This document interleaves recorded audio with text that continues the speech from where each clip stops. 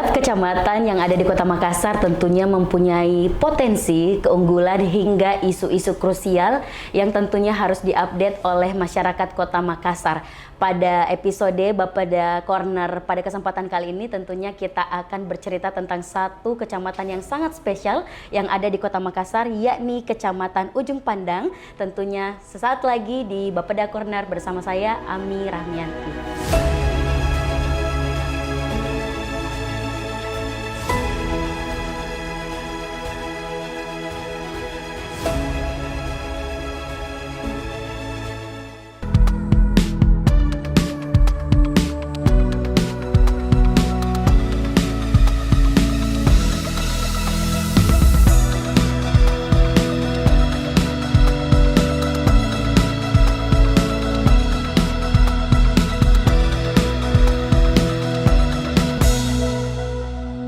Assalamualaikum warahmatullahi wabarakatuh. Apa kabar para kawan-kawan penonton setia Bapeda Corner dimanapun Anda berada? Tentunya semoga pada kesempatan kali ini Anda juga dalam kesehatan yang tentunya baik dan tentunya juga siap bersiap untuk menerima update terkini perihal satu kecamatan yang sangat spesial di Kota Makassar karena menjadi tuan rumah untuk beberapa ikon-ikon terbaik yang ada di Kota Makassar. Betul sekali, kecamatan tersebut adalah Kecamatan Ujung Pandang dan pada kesempatan kali ini langsung bersama tuan rumah Bapak Camat yakni Syahrial Samsuri SIPMM.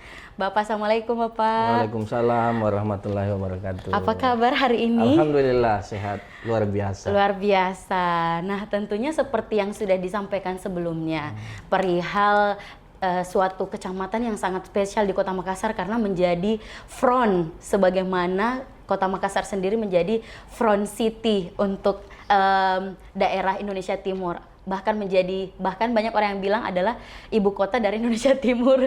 Nah, kalau Bapak menanggapi hal ini, mungkin ada pekerjaan-pekerjaan sebelumnya yang membedakan dari Bapak berada di posisi tersebut di daerah lain dari Kecamatan Ujung Pandang dibandingkan dengan potensi-potensi yang akhirnya menjadi peluangnya lebih besar di Kecamatan Ujung Pandang. Bagaimana Bapak menanggapi hal tersebut? Oke, terima kasih ya. Jadi berbicara masalah spesial ya, tentu semua kecamatan yang ada di Kota Makassar itu punya spesialnya masing-masing. Ya. Kami sebelum bertugas di Kecamatan Ujung Pandang kebetulan sudah pernah bertugas di beberapa kecamatan sebelum di sini dan masing-masing kecamatan punya potensinya sendiri.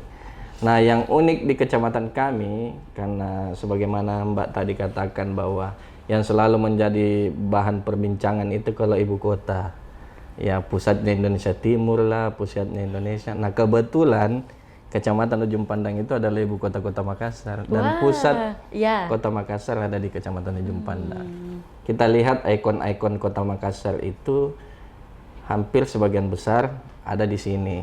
Dimulai dari Pantai Losari, kemudian kita punya Lapangan Karebosi, kita punya Monumen Mandala, kita punya Benteng Fort Rotterdam, kemudian kita punya kawasan perdagangan emas di Somba Opu, macam-macam kami punya di sini. Alhamdulillah itu bisa menjadi potensi yang baik untuk masyarakat. Ya.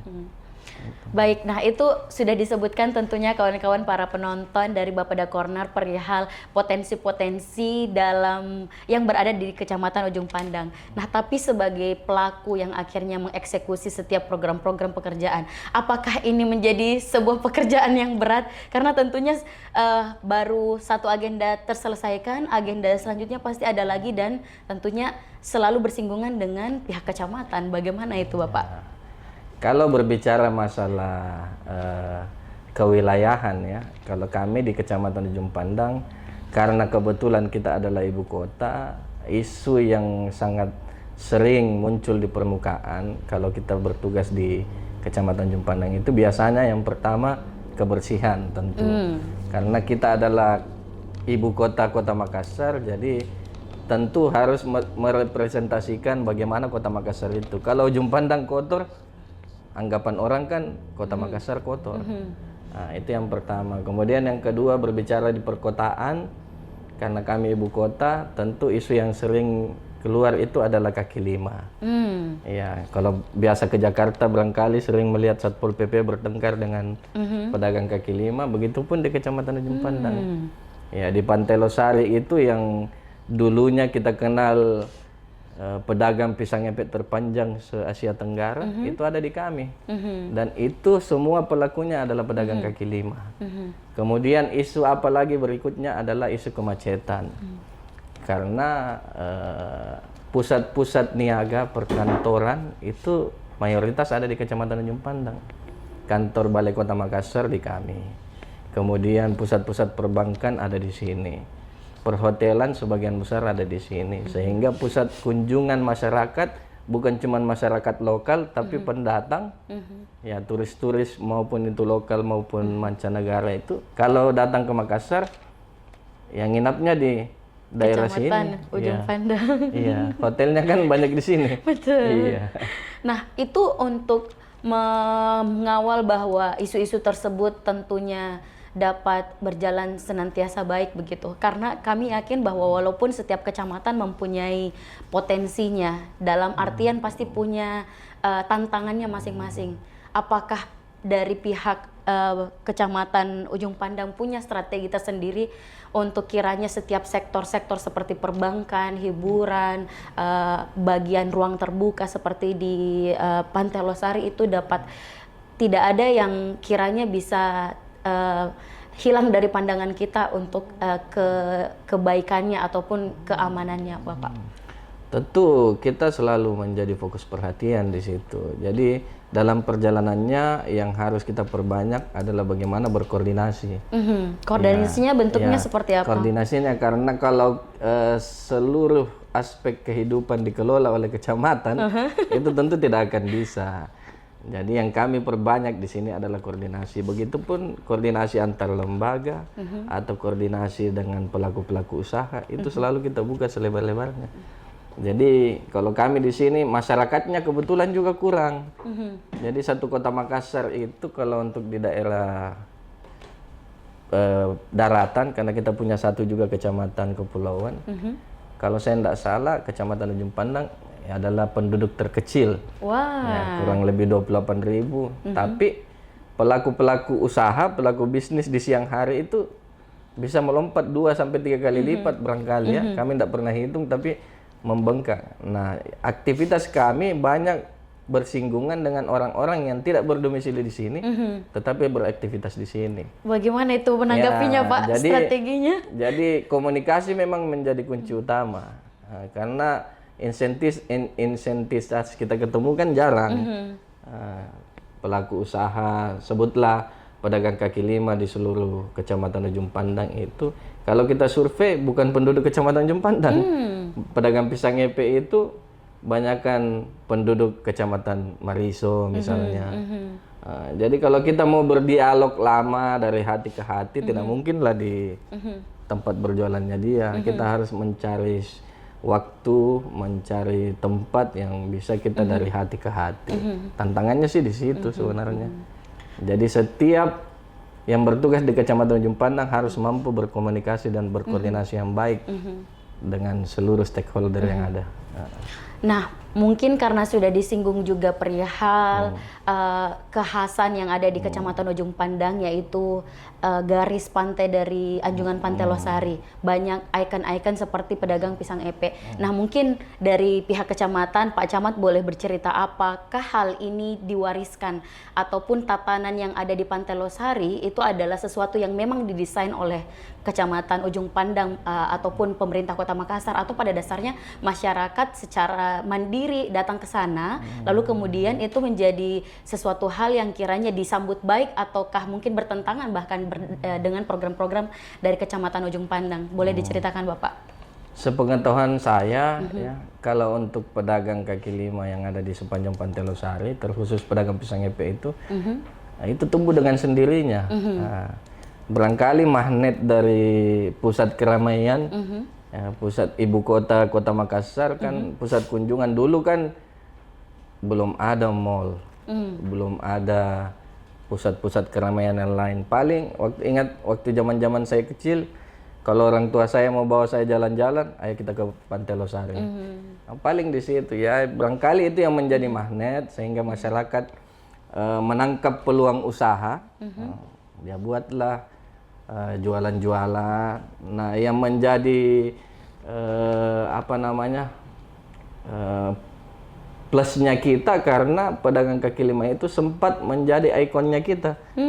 Ya, waktu saya tidak tahu tahun berapa, waktu pedagang kaki lima terpanjang se Asia Tenggara, kalau saya tidak salah itu pedagang pisang ngepek di situ.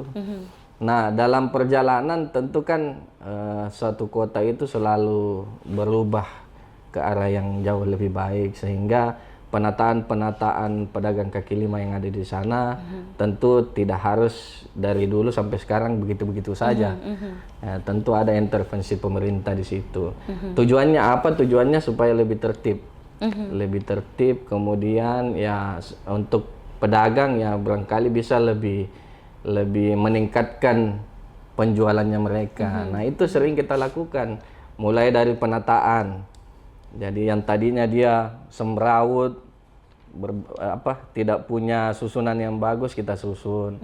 Mulai dari gerobak yang berwarna ini misalnya seragam, kemudian kita fasilitasi dia untuk mendapatkan bantuan-bantuan dari perbankan misalnya. Malah dulu sempat kita seragamkan dia punya gerobak. Oh ya. Iya, kita buatkan satu model gerobak yang seragam sehingga tampilannya lebih bagus. Itu tujuannya untuk apa? Untuk memperbaiki penataannya di sana, kemudian meningkatkan penjualannya. Begitu. Jadi pernah juga seingat saya kalau misalnya ada keributan di sana, itu yang pertama dicari kami. Kecamatan, ribut lagi di sana. Nah, itu tantangannya juga di situ, sehingga mau tidak mau, suka tidak suka kita harus ikut menata di situ supaya bisa jauh lebih baik lah.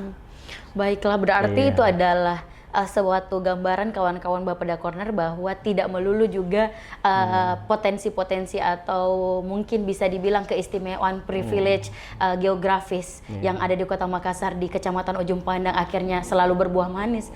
Pasti juga ada hal-hal yang kiranya juga menjadi tantangan di hari-hari berikutnya. Nah, mungkin sebagai perwakilan dari pemerintah Kota Makassar yang kemudian akhirnya diwakili oleh Kecamatan Ujung Pandang, dalam artian adalah apakah sebenarnya tatanan yang sudah kita lihat sebagai warga Kota Makassar di seantero Kecamatan Ujung Pandang, apakah sudah sesuai dengan perencanaan, sesuai dengan program, sesuai dengan mungkin hal-hal yang telah direncanakan sebelumnya, atau mungkin ada hal-hal yang sebenarnya masih dalam progres, sebenarnya masih dalam rencana. Menurut pandangan Bapak bagaimana? Ini sesuai pemahaman saya. Iya. Nah, jadi setiap sesuatu yang kita lakukan di pemerintahan itu, baik itu dalam bentuk program ataupun mungkin penyebaran informasi kepada masyarakat, itu semuanya tentu tidak mutlak itu sesuai dengan harapannya kita. Bahkan dalam satu kebijakan itu yang kita selalu buat, terkadang selalu ada pro dan kontra. Kadang kita dengan maksud yang baik membuat kebijakan A misalnya, tidak semua elemen masyarakat bisa menerima itu. Ada juga yang menolak. Nah, itu memang pada dasarnya sudah seperti itu. Tinggal bagaimana kita menyikapi. Sepanjang apa yang kita lakukan itu sesuai dengan visi misi kita untuk kemajuan Kota Makassar atau kemajuan di Kecamatan Ujung Pandang, ya tentu kita harus jalankan. Permasalahan konsekuensi ada yang menolak atau belum sesuai dengan harapan, ya tentu kita akan terus sempurnakan ke depannya. Dan harapan kami masyarakat bisa ikut berpartisipasi dalam memajukan Kecamatan Ujung Pandang secara umum di Kota Makassar. Iya. Secara real mungkin bisa disebutkan salah satu contohnya Pak yang menjadi program atau menjadi rencana kecamatan atau pemerintah Kota Makassar yang akhirnya sebenarnya sangat tantangan ini. Kalau ingin sebenarnya kita laksanakan berkaitan dengan mungkin warga atau mungkin kejadian real yang ada di lapangan yang agak susah nih ternyata. Ya, banyak sebenarnya. Salah satunya Pak, kira-kira apa nih? Kegiatan-kegiatan pemerintah yang kami lakukan itu banyak yang sebenarnya bertentangan dengan kita punya. Saya kasih misalnya contoh. Ya. Ini sekitar kaki lima lagi ya, karena saya katakan tadi kalau di ujung pandang itu banyakkan itu. Kalau di satu sisi kita harus menertibkan kota yang tadinya semrawut, kemudian kotor, itu kita mau tertibkan. Nah di situ banyak kaki lima misalnya, tentu kita harus menghilangkan kaki lima itu. Di satu sisi kaki lima mencari nafkah dari berjualan di situ, sehingga ada konflik batin di situ. Dilema, di satu Pak, sisi ya, di satu sisi kita harus tertibkan, di satu sisi kita harus melihat keluarganya. Dia punya keluarga di rumah yang menunggu sehingga kami harus memutar otak mencari jalan keluar. Jadi sudah banyak yang kita lalui seperti itu. Dan alhamdulillah ya dalam perjalanan kita juga selalu dapat solusi. Kadang-kadang kalau kita mau tertibkan satu lokasi kaki lima, tiba-tiba ada lokasi lain yang bisa kita relokasi mereka ke situ. Tinggal bagaimana kita bantu mereka untuk mencari langganan-langganannya dulu. Iya, kan biasanya kalau kaki lima berpindah dari satu tempat ke tempat lain, itu biasanya sepi dulu. Nah, kami yang bantu untuk mensosialisasikan itu.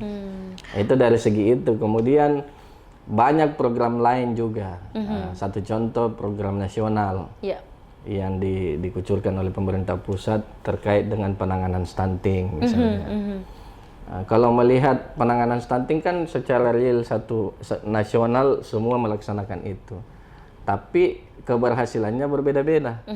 Kami di ujung pandang alhamdulillah walaupun kita punya masyarakat mungkin berbeda dengan masyarakat kecamatan lain yang tingkat partisipasinya itu baik. Kalau di perkotaan itu biasanya masyarakatnya kan sibuk dengan kesibukannya masing-masing. Kemudian bahkan mengenal tetangganya 1-2 rumah ke samping kan biasanya jarang kalau di kota. Tapi dengan adanya program nasional justru kita di sini stunting misalnya, kita punya stunting 0 di sini. Zero. Nah, sedangkan di satu kota Makassar itu menjadi isu nasional anak stunting. Kita di sini zero, 0. Padahal partisipasi kita rendah.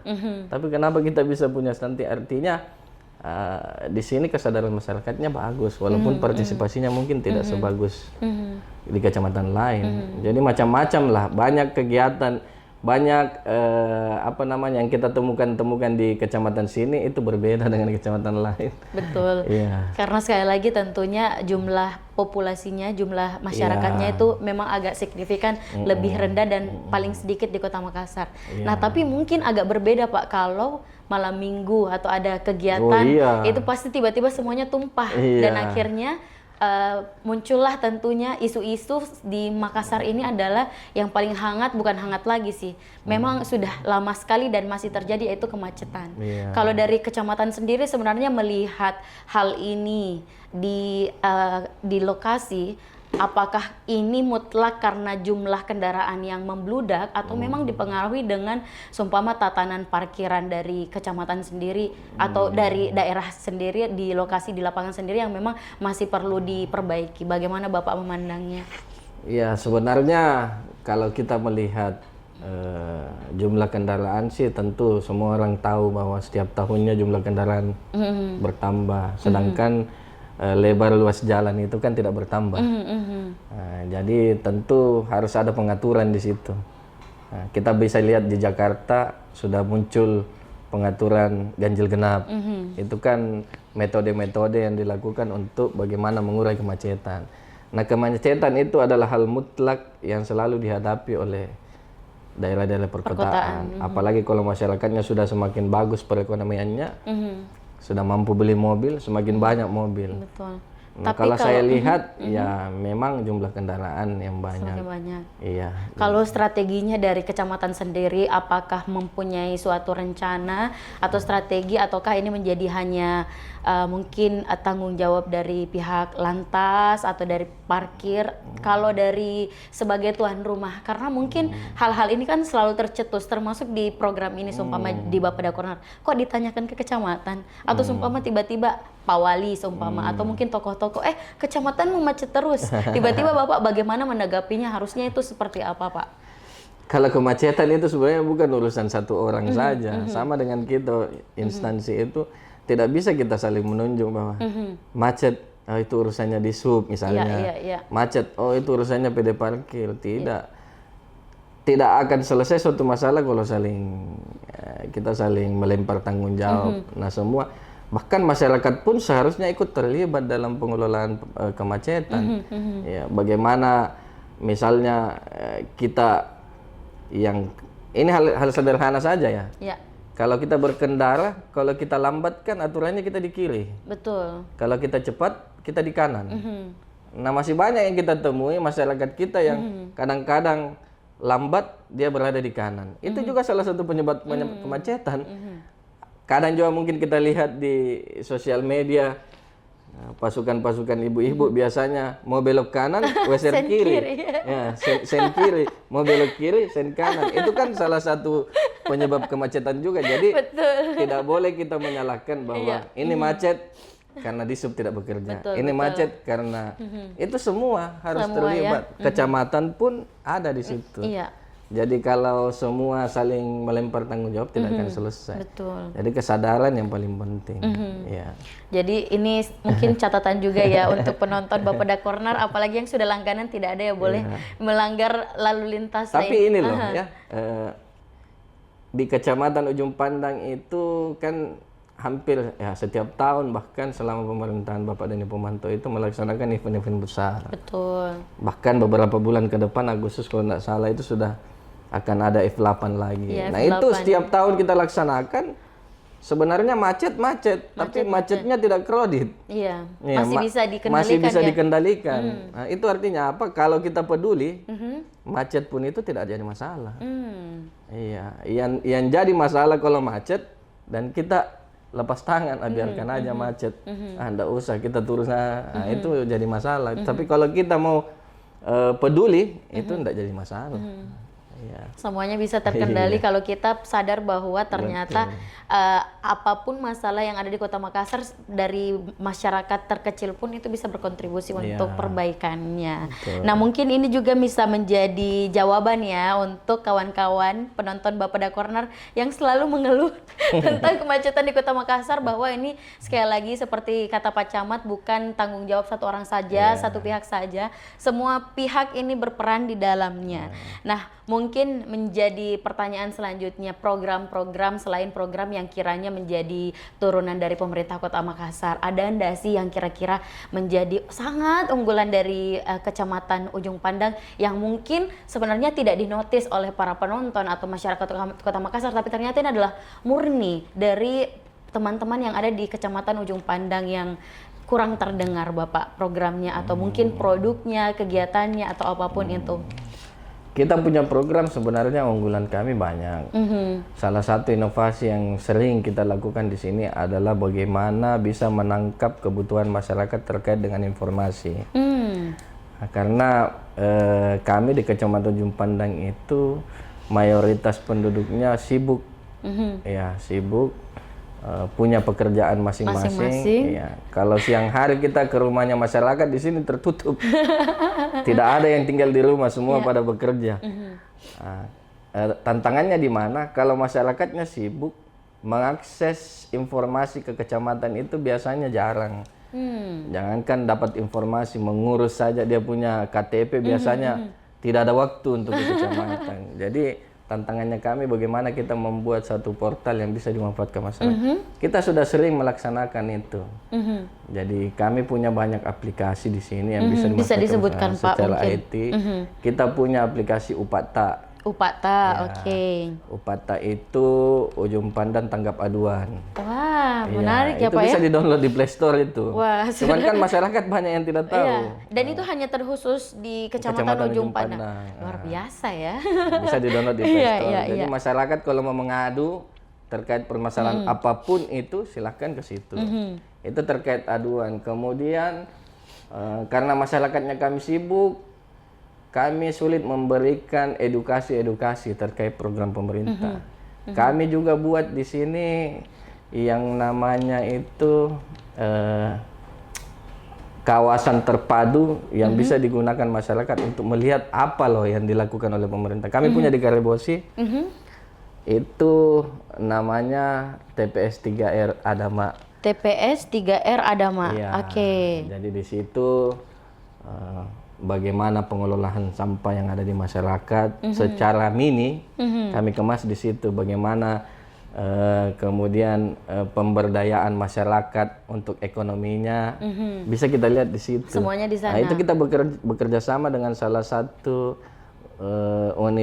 universitas yang ada di Kota Makassar untuk mengembangkan di situ. Jadi di sana kalau kita mau lihat pencacahan sampah, di sana ada alat cacah sampah. Kemudian bagaimana kita mau belajar sirkular ekonomi di sana, boleh ke sana karena di sana Sifatnya terpadu berarti iya, ya Pak ya? walaupun mungkin kecil ya lokasinya, karena yang kami sasar di sana kan bukan untuk hasil, tapi edukasinya ya. Jadi masyarakat ke sana bisa lihat, oh ini budidaya maggot ya misalnya. Kemudian maggotnya ini kemana? Oh ada budidaya ikannya di bawah. Dari maggot ke ya bolehlah lihat di sana. Kemudian ada di Karebosi. Baik. Nah, itu adalah menjadi mungkin sebagai catatan terakhir ya tentang keunggulan-unggulan, isu-isu prioritas atau bahkan potensi-potensi yang tidak melulu tentang Pantai Losari, tentang Karebosi, tapi hal-hal kecil yang kiranya juga bisa dilihat oleh masyarakat Kota Makassar. Saya terima kasih sekali Bapak atas waktu yang telah diperkenankan bersama dengan tim Sering-sering, dari besok juga Bapak bisa. Dakora. Siap, nanti dijadwalkan lagi ya. Nah, tentunya kawan-kawan dari penonton Bapeda Corner itu adalah catatan-catatan yang berhasil kita tentunya saksikan pada episode kali ini, bahwa tentunya berada di kawasan paling terdepan menjadi ibu kota dari Kota Makassar, ya ini Kecamatan Ujung Pandang yang mempunyai begitu banyak potensi-potensi geografis yang menjadi pusat-pusat perbankan dan juga menjadi front ataupun menjadi wajah pertama untuk tamu-tamu nasional dan internasional. Tidak melulu menjadi tentunya sebuah privilege atau keistimewaan.